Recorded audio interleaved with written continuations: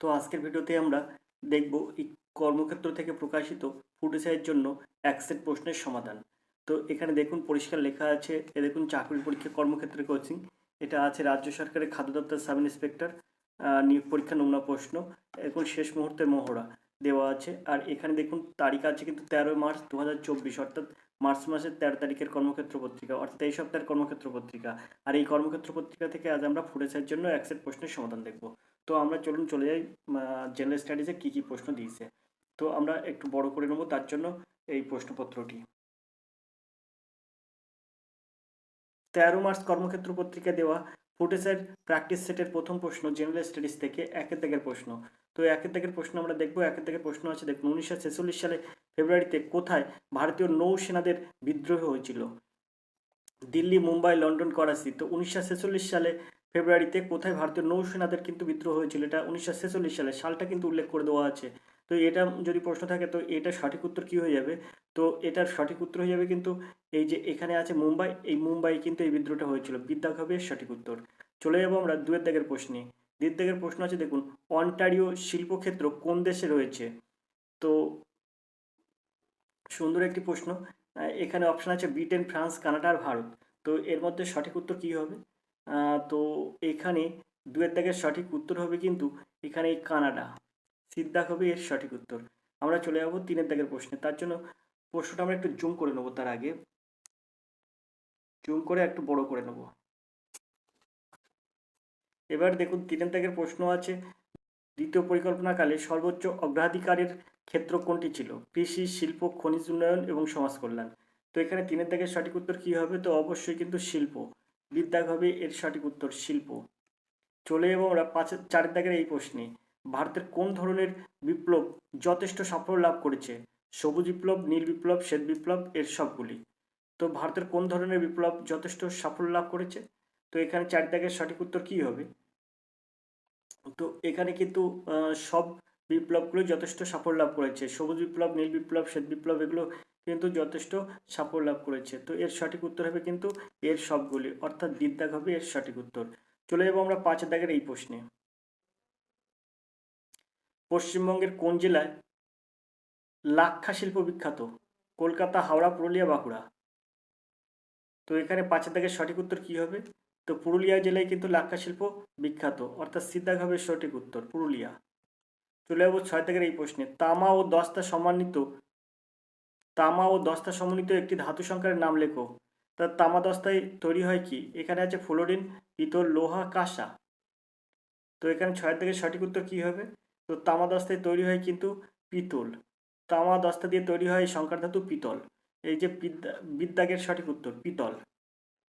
তামার সংকেত সিইউ আর দস্তার সংকেত কিন্তু জেডেন। তো তামা আর দস্তা যুক্ত হয়ে কিন্তু তৈরি হয় পিতল। এখানে সংকর ধাতুর মধ্যে আছে পিতল। তো এখানে এই অপশানগুলোর মধ্যে আছে কিন্তু একমাত্র সংকর ধাতু পিতল আছে, আর সংকর ধাতু আছে কাঁসা। লোহা আর ফ্লোরিন এটা কিন্তু সংকর ধাতু নয়। অপশানে পিতল আর কাঁসা কিন্তু সংকর ধাতু। পিতল হচ্ছে কপার আর জিঙ্ক নিয়ে তৈরি হয়, আর কাঁসা হচ্ছে কপারের সাথে কিন্তু টিন নিয়ে তৈরি হয়, কপার প্লাস এসএন, টিনের সংকেত হচ্ছে এসএন। তো আশা করি বুঝতে পেরেছেন। চলে যাবো আমরা সাতের দাগের প্রশ্নে। রাজতরঙ্গিনী ও হর্ষচরিত এই এর রচয়িতা হলেন বানভট্ট, কলহন বানভট্ট, কলহন হেমচন্দ্র, বিলন। তো দেখুন এখানে যে কটা অপশান আছে, রাজতরঙ্গিনী রচিত হচ্ছে কলহন, আর হর্ষচরিত্র রচিত হচ্ছে বানভট্ট। তো এর সঠিক উত্তর হবে কিন্তু এই বিদ্যাগ, কলহন এবং বানভট্ট। রাজতরঙ্গিনী আগে, তাই রাজতরঙ্গিনীর কলহনটা আগে, হর্ষচরিত্র পরে, তাই হর্ষচরিত্রের রচিত হচ্ছে বানভট্ট। বিদ্যাগ হবে এর সঠিক উত্তর। আশা করি আপনারা বুঝতে পেরেছেন। আমরা চলে যাবো পরের প্রশ্নে।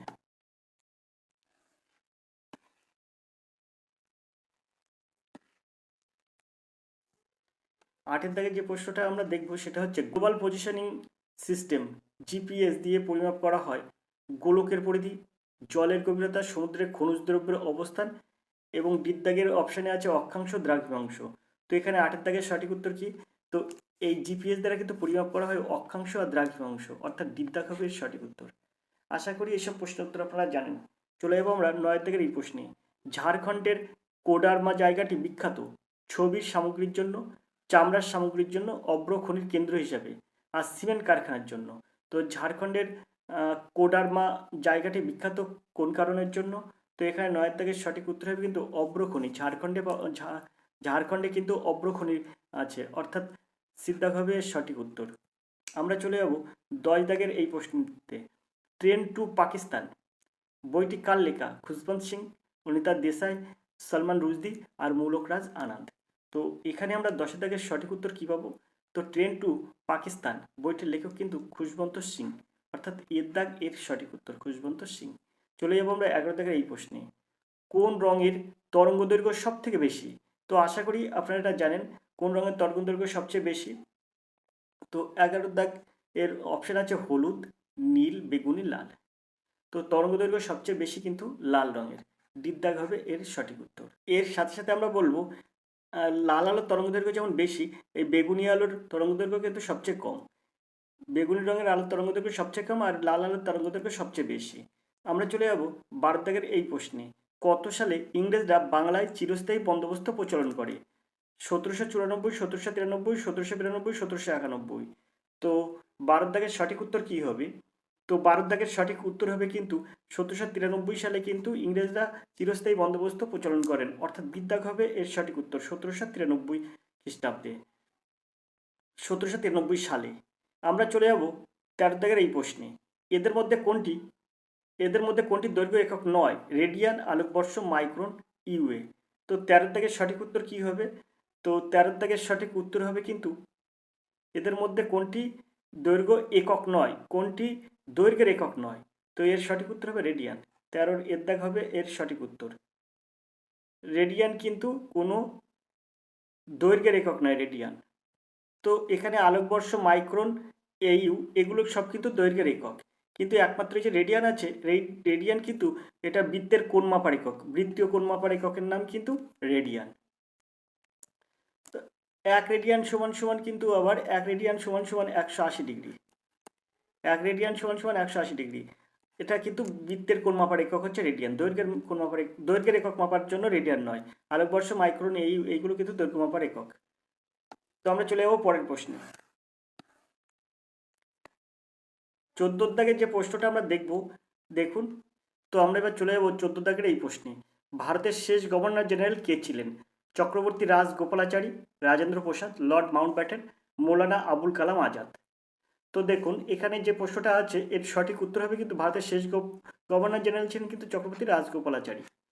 এর দাগ হবে সঠিক উত্তর। এখন প্রশ্ন এখান থেকে বিভিন্ন রকম হয়। এখানে বলছে শেষ গভর্নর জেনারেল কে।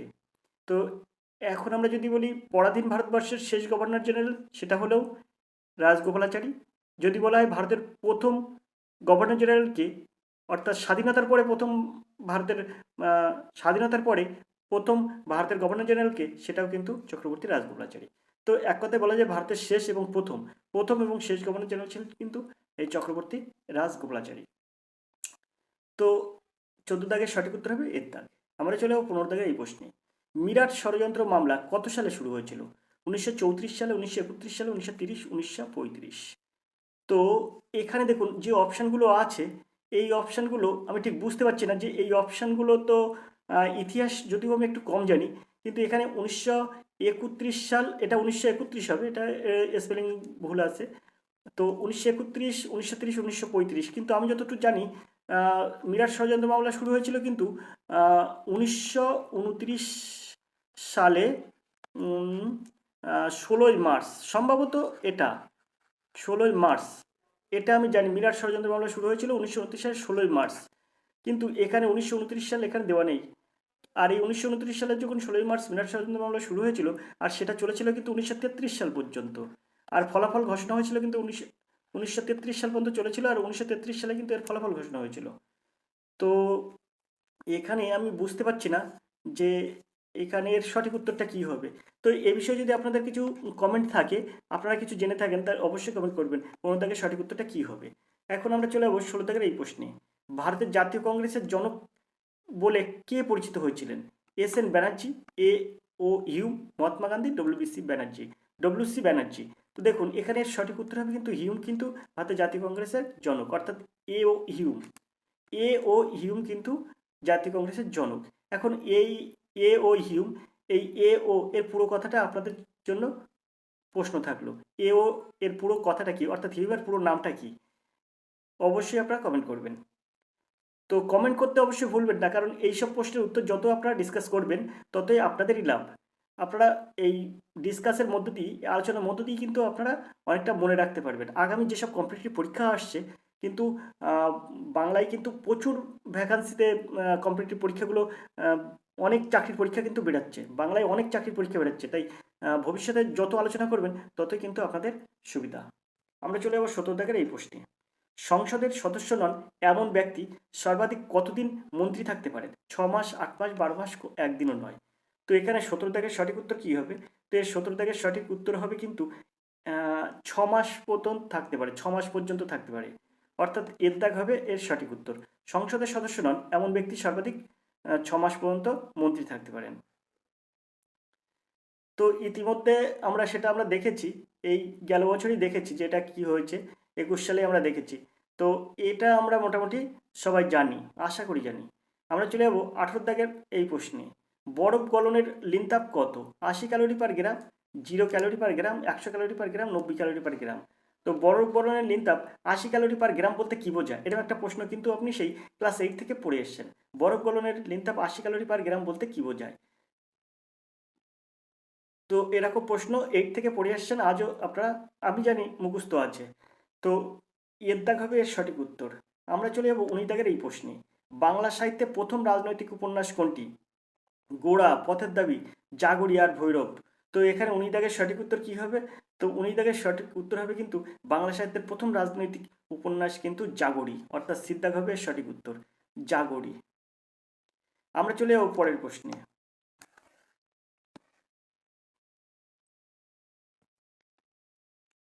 20 দাগের একটা প্রশ্ন আছে, দেখুন। হলুদ বর্ণের পরিপূরক বর্ণ কোনটি? লাল, কালো, নীল, সাদা। লাল, কালো, নীল, সাদা, হলুদ বর্ণের পরিপূরক বর্ণ কোনটি?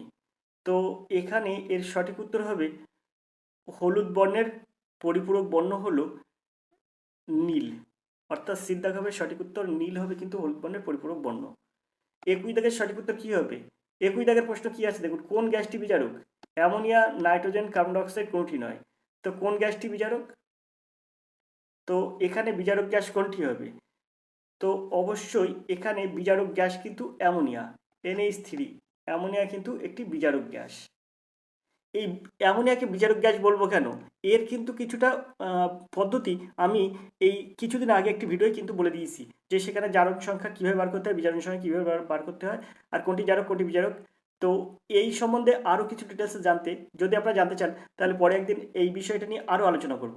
দেখবেন যে এরকম প্রশ্নের অসুবিধা হবে না, যে কোনটি জারক কোনটি বিজারক আপনারা নিজেরাই বলতে পারবেন। এবং অ্যামোনিয়ার কীভাবে সেটা জারক বিজারক বা জারণ বিজারণ সংখ্যা বার করতে হয়, জারণ বিজারণ যে সংখ্যা, সেই সংখ্যা কীভাবে বার করতে হয় সেটাও আপনারা জেনে যাবেন। চলে যাবো 22 দাগের এই প্রশ্নে। কোন রাজ্যের পশ্চিম উপকূল মালাবার উপকূল নামে পরিচিত? তো দেখুন, এখানে উত্তর আছে মহারাষ্ট্র, কর্ণাটক, কেরালা আর গুজরাট। তো 22 দাগের সঠিক উত্তর কী হবে? তো এর সঠিক উত্তর হবে কিন্তু কেরালাকে কিন্তু মালাবার উপকূল বলা হয়, মালাবার উপকূল কেরালাকে বলা হয়। এখন চলে যাবো 23 দাগের এই প্রশ্নে। নিচের কোন ধাতু অ্যাসিড ও ক্ষার উভয়ের সঙ্গে বিক্রিয়া করে? Sodium, aluminium, potassium, magnesium. তো অ্যাসিড ক্ষারের উভয়ের সঙ্গে বিক্রিয়া করে কোনটি? এই নিচের মধ্যে কোন ধাতুটি অ্যাসিড এবং ক্ষার উভয়ের সঙ্গে বিক্রিয়া করে? তো অ্যাসিড এবং ক্ষারের সঙ্গে বিক্রিয়া করে কিন্তু অ্যালুমিনিয়াম। অ্যাসিড এবং ক্ষারের সাথে বিক্রিয়া করে অ্যালুমিনিয়াম, এল। বিদ্যাগ হবে সঠিক উত্তর। চলে যাবো আমরা 24 দাগের প্রশ্নে। এই যে অ্যালুমিনিয়াম অ্যাসিড এবং ক্ষারের উভয়ের সঙ্গে বিক্রিয়া করে, তো এই জন্য কিন্তু অ্যালুমিনিয়ামের পাত্রে অ্যাসিড ক্ষার দুটোর একটা জিনিস রাখা উচিত নয় অ্যালুমিনিয়ামের পাত্রে। তো আমরা এবার চলে যাবো 24 দাগের প্রশ্নে। উচ্চ রোধযুক্ত গ্যালভানোমিটারকে কি বলে? Potentiometer, voltmeter, ammeter, charge metre.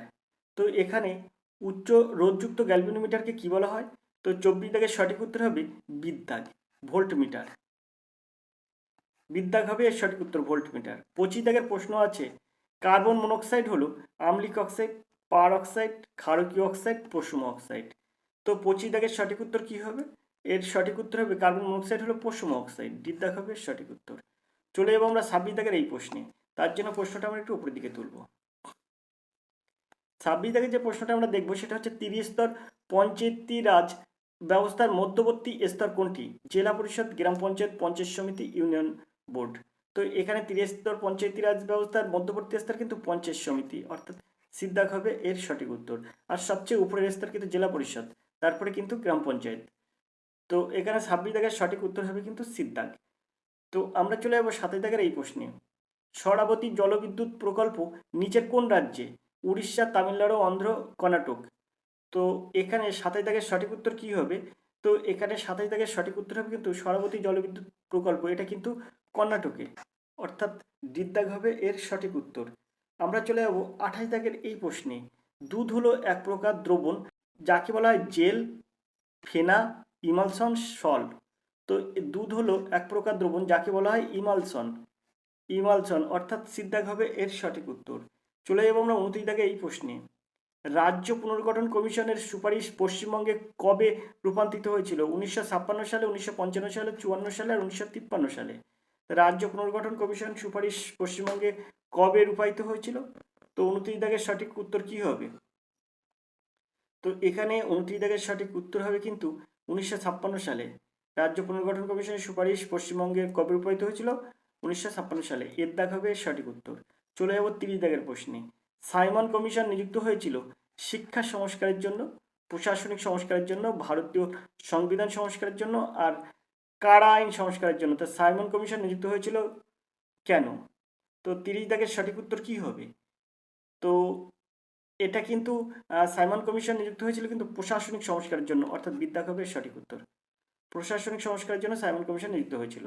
এখন আমরা চলে যাবো 31 দাগের এই প্রশ্নে। রেগুলেটিং আইন পাশ করেছিল প্রিভি কাউন্সিল, কোম্পানি সরকার, বেঙ্গল কাউন্সিল, ব্রিটিশ পার্লামেন্ট। তো 31 দাগের সঠিক উত্তর কি হবে? তো এর সঠিক উত্তর হবে কিন্তু রেগুলেটিং আইন পাশ করেছিল কিন্তু এই ব্রিটিশ পার্লামেন্টের জন্য। রেগুলেটিং আইন পাশ করেছিল, এই অপশন সঠিক হবে ডির অপশন, ব্রিটিশ পার্লামেন্ট। ব্রিটিশ পার্লামেন্টের সঠিক উত্তর, রেগুলেটিং আইন পাশ করেছিল। দিদ্দাগ হবে সঠিক উত্তর। চলে যাবো আমরা পরের প্রশ্নে। পরের প্রশ্নটা দেখবো, তার জন্য আমরা প্রশ্নটা কি করব, একটু উপরের দিকে তুলব। এখন যে প্রশ্নটা আমরা দেখবো সেটা হচ্ছে 32 দাগের এই প্রশ্ন। ইংরেজ শাসিত ভারতবর্ষে কলকাতা কোন সাল পর্যন্ত রাজধানী ছিল? 1909, 1910, 1911, 1912। তো এই প্রশ্নটা কিন্তু আমি এর আগেও একটি ভিডিওতে করেছি, একটি ভিডিও না আর দুটো তিনটি ভিডিও কিন্তু করেছি। তো 32 দাগের সঠিক উত্তর কি হবে? তো এখানে 32 দাগের সঠিক উত্তর হবে কিন্তু 1911 সাল পর্যন্ত কিন্তু ভারতবর্ষের রাজধানী কলকাতায় ছিল। আমরা চলে যাব 33 দাগের এই প্রশ্নে। কার্বনের আইসোটোপের সংখ্যা কত? 1, 2, 3, 4। তো 33 দাগের সঠিক উত্তর কি হবে? তো কার্বনের আইসোটোপের সংখ্যা হবে কিন্তু 4টি। কার্বনের আইসোটোপের সংখ্যা আছে 4টি। আমরা চলে যাব 34 দাগের এই প্রশ্নে। পদার্থের রাসায়নিক ধর্মের জন্য দায়ী কে? পদার্থের রাসায়নিক ধর্মের জন্য দায়ী কে? তো অপশান আছে ওই পেজে, আমরা পরের পেজে অপশানগুলো দেখব।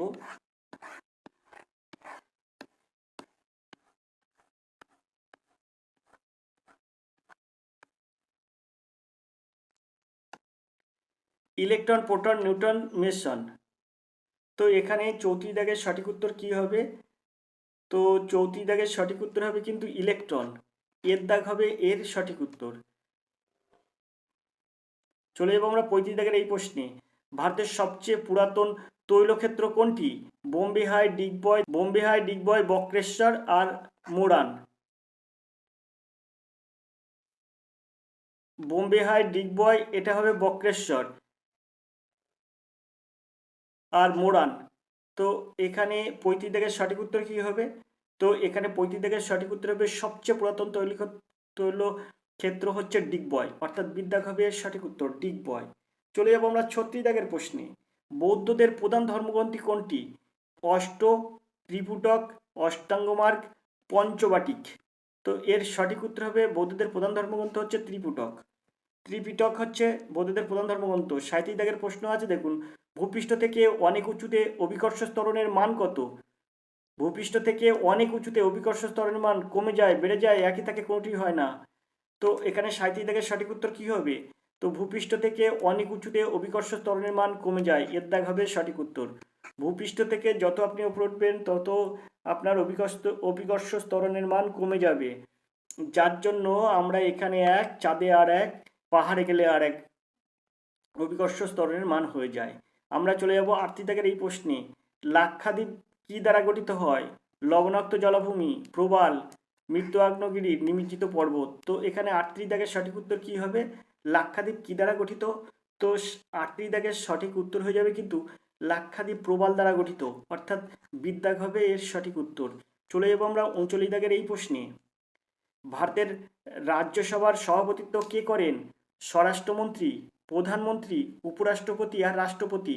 তো ভারতের রাজ্যসভার সভাপতিত্ব কে করেন? তো 39 দাগের সঠিক উত্তর কি হবে? ভারতের রাজ্যসভার সভাপতিত্ব করেন কিন্তু উপরাষ্ট্রপতি। ভারতের রাজ্যসভার সভাপতিত্ব করেন উপরাষ্ট্রপতি। তো সঠিক উত্তর হলো উপরাষ্ট্রপতি। সিদ্ধাগ হবে এর সঠিক উত্তর। চলে যাব আমরা 40 দাগের এই প্রশ্নে। আমুক্ত মাল্যদা কে লিখেছেন? নজরুল ইসলাম, কৃষ্ণদেব রায়, রবীন্দ্র ঘোষ আর কৃষ্ণকুমার মিত্র। তো 40 দাগের সঠিক উত্তর কি হবে? তো এটা অবশ্যই আপনারা জানেন, আমুক্ত মাল্যদা এটি লিখেছেন কিন্তু কৃষ্ণদেব রায়, অর্থাৎ বিদ্যাগ হবে এর সঠিক উত্তর কৃষ্ণদেব রায়। আমরা চলে যাব পরের প্রশ্নে, অর্থাৎ 41 দাগের প্রশ্নে। তার জন্য প্রশ্নটা আমরা একটু উপরের দিকে তুললাম। এখন 41 দাগের যে প্রশ্নটা আমরা দেখব সেটা হচ্ছে, কে অস্ত্র আইন পাশ করেছিলেন? Lord Minto, Lord Liton, Lord Curzon, Lord Canning. তো কে অস্ত্র আইন পাশ করেছিল? তো 41 দাগের সঠিক উত্তর কি হবে? তো এর সঠিক উত্তর হবে কিন্তু অস্ত্র আইন পাশ করেছিলেন লর্ড লিটন। বিদ্যাগ হবে এর সঠিক উত্তর। লর্ড লিটন কিন্তু অস্ত্র আইন পাশ করেছিলেন। এবার চলে যাব 42 দাগের এই প্রশ্নে। উদ্ভিদ গ্লুকোজ সঞ্চিত রাখে সেলুলোজ রূপে, গ্লাইকোজেন রূপে, শ্বেতসার রূপে আর মনোস্যাকারাইড রূপে। তো এখানে 42 দাগের সঠিক উত্তর কি হবে? তো অবশ্যই উদ্ভিদ এর যে গ্লুকোজ সঞ্চিত রাখে সেটা কিন্তু শ্বেতসার রূপে রাখে। সিদ্ধাগ হবে এর সঠিক উত্তর। চলে যাব 43 দাগের এই প্রশ্নে। যাবতী প্রথা কে প্রবর্তন করেছিলেন? যাবতী এই প্রথাটা কে প্রবর্তন করেছিলেন? শাহজাহান, বাবর, আকবর, হুমায়ুন। তো 43 দাগের সঠিক উত্তর কি হবে? তো এখানে 43 দাগের সঠিক উত্তর হবে কিন্তু যাবতী প্রথা, এটা কিন্তু আকবর তৈরি করেছিলেন। এই আকবর কিন্তু যাবতী প্রথা প্রবর্তন করেছিলেন, আকবর। সিদ্ধাগ হবে এর সঠিক উত্তর। চলে যাব 44 দাগের এই প্রশ্নে। বাংলায় প্রচারিত প্রথম সংবাদপত্র এর নাম কি? সুন্দর প্রশ্ন। বাংলায় প্রচারিত প্রথম সংবাদপত্রের নাম সংবাদ কৌমুদী, সমাচার দর্পণ, সংবাদ প্রভাকর, তত্ত্ববোধিনী পত্রিকা। তো এখানে 44 দাগের সঠিক উত্তর কি হবে? তো এর বাংলায় প্রচারিত প্রথম সংবাদপত্রের নাম কিন্তু সমাচার দর্পণ। প্রথম সংবাদপত্রের নাম সমাচার দর্পণ, যেটা বাংলা ভাষায় প্রচারিত। তো বিদ্যাগ হবে এর সঠিক উত্তর সমাচার দর্পণ। চলে যাবো 45 দাগের এই প্রশ্নে। কলকাতাকে প্রসাদ নগরী এটা আখ্যা দিয়েছিলেন কে? এখানে কিন্তু এই প্রশ্নটা কিন্তু আমি বারবার করে আপনাদের জন্য ইম্পর্টেন্ট বলছি, কারণ ফুড এসআই পরীক্ষায় এবার 6টা সেশন হবে। প্রথম দিনে শনিবারে 3টি সেশন হবে আর পরের দিনে 3টি সেশন হবে। 6টা সেশনের মধ্যে কোনো একটা সেশনে কিন্তু এই প্রসাদ নগরী এটা পড়বে। এখানে প্রশ্ন আছে, কলকাতাকে প্রসাদ নগরী আখ্যা দিয়েছিলেন কে? এরমভাবে প্রশ্নটা বলতে পারে। আবার বলতে পারে নিচের জায়গাগুলোর মধ্যে কোনটি প্রসাদ নগরী বলা হয়? তো সেখানে দেখা দিল হচ্ছে মুম্বাই, দিল্লি, কলকাতা, আগ্রা, এরকমভাবে দিয়ে দিল। তো এই কলকাতাকে সবসময় আমরা বলবো প্রসাদ নগরী। আবার একটা বলা যায় সিটি অফ জয়, কিন্তু সেটাও কিন্তু কলকাতাকে বলা হয়। তো আমরা কিন্তু এই কলকাতার সম্বন্ধে কিছু না কিছু একটা প্রশ্ন পড়বো, যে কলকাতার একটা কি নামে পরিচিত। সিটি অফ জয় যেমন কলকাতাকে বলা হয়, প্রসাদ নগরী কিন্তু কলকাতাকে বলা হয়।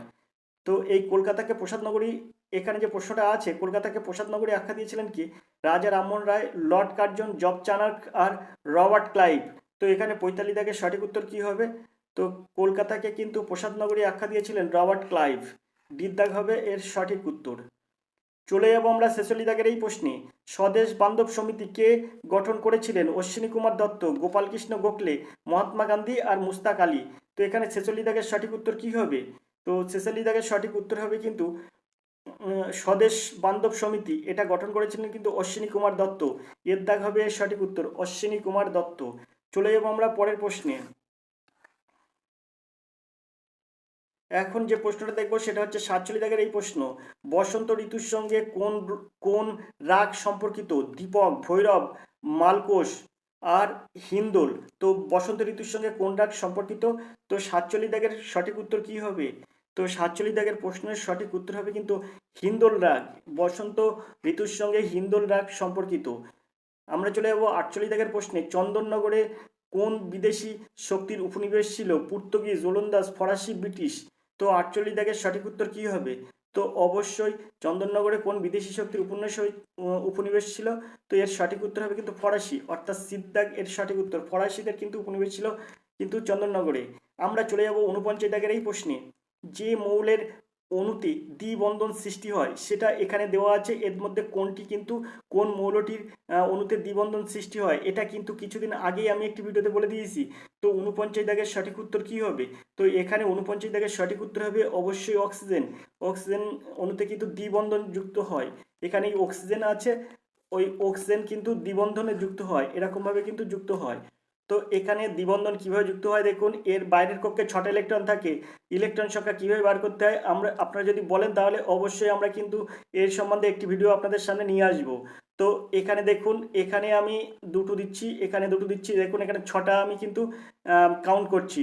আর এই অক্সিজেনের মৌলের সংখ্যা গেল 6টা, আর এই অক্সিজেনের মৌলের সংখ্যাও 6টা, কারণ অক্সিজেন এখানে দুটো অক্সিজেন আছে, দেখুন O2 আছে। তাই এখানে কিভাবে ইলেকট্রন জোড় তৈরি হয়?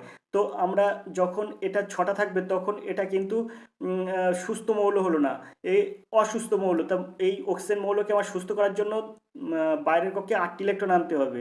তো সেই ক্ষেত্রে কি করব, এর আছে 6টা ইলেকট্রন, এখান থেকে দুটো ধার নেব। তো দুটো ধার নিলে পর দেখুন এরকমভাবে চলে যাবে, এরকমভাবে কিন্তু চলে আসবে। তো দেখুন এর 8টা হয়ে গেল অক্সিজেনের। আবার ঠিক একেও সুস্থ করার জন্য এরও 8টার প্রয়োজন, তাই আমি এটাকে কি করব, এরকমভাবে এই যে 8টা নিয়ে নেবো, এরকমভাবে এর এর থেকেও কিন্তু 8টা নিয়ে নেবো, নিয়ে একটা ইলেকট্রন জোড় গঠন করব। তো দেখুন এখানে দ্বিবন্ধন যুক্ত হলো। তো আশা করি আপনারা বুঝতে পেরেছেন। তো এরকমভাবে কিন্তু অক্সিজেন এই মানে ইলেকট্রনগুলো দেওয়া নেওয়া করা হয়। তো এখানে বলছে যে মৌলতে অণুদ্বিবন্ধন সৃষ্টি করে সেটা হচ্ছে অক্সিজেন, এর দেখাবে এর সঠিক উত্তর। চলে যাবো 50 দাগের এই প্রশ্নে। আলোর প্রতিফলন ঘটাতে সক্ষম অধাতু কোনটি? আলোর প্রতিফলন ঘটাতে সক্ষম বোরন, সালফার, ক্লোরিন, হীরক। তো এখানে সঠিক উত্তর কি হবে? তো দেখুন এই জায়গাটা একটা প্রশ্ন, দেখুন এখানে যেগুলো আছে দেখুন সবগুলো কিন্তু অধাতু। এখানে বলছে আলোর প্রতিফলন ঘটাতে সক্ষম অধাতু কোনটি? তো এখানে ব্রোঞ্জ, সালফার, ক্লোরিন, হীরক। তো আপনাকে এখানে কিছু জিনিস আপনাকে এই অপশান, এই 3টি অপশান, এখানে ব্রোঞ্জ, সালফার, ক্লোরিন আছে আর হীরক আছে। তো এখানে আপনি উত্তর না জানা থাকলেও কিভাবে আপনি সম্ভব হবে আপনার এটা সঠিক উত্তর বার করা? তো দেখবেন কখনো কখনো আপনার মনে প্রশ্ন জাগে যে আমি হীরক কিনতে গেছি, তো হীরক তো কাচের মতো দেখতে। তো আপনারা অবশ্যই এই হীরক কাচের মতো দেখতে হয়, হীরক হয় কাচের মতো দেখতে। এখন এই যে হীরক কাচের মতো দেখতে হয়, তো যখন হীরক কাচের মতো দেখতে হবে তখন আপনার কিন্তু একটা কথা আছে, আপনি কিভাবে নকল হীরককে চিনতে পারবেন, আসল হীরককে চিনতে পারবেন, কিভাবে আপনি নকল হীরক চিনতে পারবেন আর কিভাবে আপনি আসল হীরক চিনতে পারবেন, এরকম কিন্তু আপনার মনে প্রশ্ন হয়। তো আপনারা কিভাবে আসল আর নকল হীরক চিনতে পারেন? তো আসল আর নকল হীরক কিন্তু চেনা যায় তখনই যখন ওর মধ্য দিয়ে আলো চালনা করা হয়। তো যদি আলো আপনি ওই পাশ থেকে দেখতে পারেন তাহলে সেটা আপনি মনে রাখবেন যে ওটা নকল হীরা। কিন্তু যদি ওই হীরকের মধ্য দিয়ে আলো না যায়, আপনি যখন দেখতে পাবেন না, তখন মনে করবেন যে এটা আসল হীরক। অর্থাৎ আলো দিয়ে কিন্তু হীরক চেনা যায়। ডিদ্দাগ হবে এর সঠিক উত্তর। তাই এখানে বলছে আলোর প্রতিফলন ঘটাতে সক্ষম অধাতু।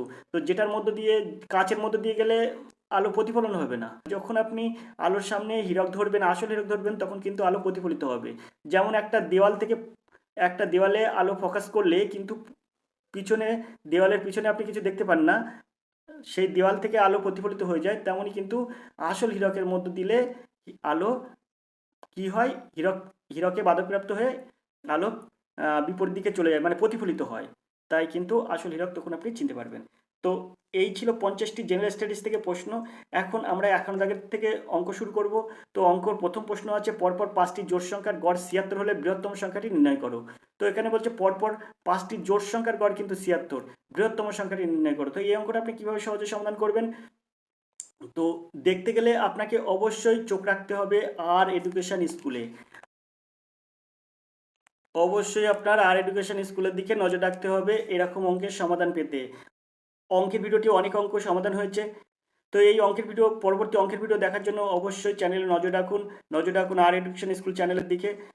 আগামী শনিবার এবং রবিবার যারা ফুড এসআই পরীক্ষা দিচ্ছেন তাদের জন্য জানাই শুভকামনা, আর সবাই পরীক্ষাটা ভালো দেবেন। এছাড়াও কিন্তু পরবর্তীতে আরও চাকরির পরীক্ষা আছে, পিএসসি ক্লার্কশিপের পরীক্ষা, এরপরে প্রস্তুতি আমরা নেব। তো অবশ্যই চ্যানেলটি সাবস্ক্রাইব করে রাখবেন। দেখা হবে অঙ্কের ভিডিওয়। ততক্ষণ ভালো থাকুন, সুস্থ থাকুন, ধন্যবাদ।